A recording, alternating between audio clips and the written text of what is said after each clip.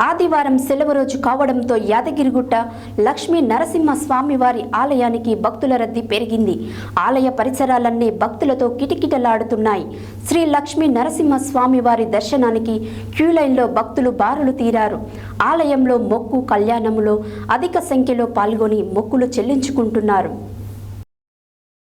ఆదివారం సెలవు రోజు కావడంతో యాదగిరిగుట్ట లక్ష్మీ నరసింహస్వామి వారి ఆలయానికి భక్తుల రద్దీ పెరిగింది. ఆలయ పరిసరాలన్నీ భక్తులతో కిటకిటలాడుతున్నాయి. శ్రీ లక్ష్మీ నరసింహస్వామి వారి దర్శనానికి క్యూ లైన్లో భక్తులు బారులు తీరారు. ఆలయంలో మొక్కు కళ్యాణములో అధిక సంఖ్యలో పాల్గొని మొక్కులు చెల్లించుకుంటున్నారు. దీనితో స్వామివారి ఉచిత ప్రవేశ దర్శనానికి దాదాపు 2 గంటలు, ప్రత్యేక దర్శనానికి దాదాపు గంట సమయం పడుతుంది. భక్తుల రద్దీ అధికంగా ఉండటంతో ప్రసాద విక్రయశాల, సత్యనారాయణ స్వామి వ్రత మండపం, కొండ క్రింద విష్ణు పుష్కరిణి, కారు పార్కింగ్, బస్టాండులో భక్తుల సందడి నెలకొంది.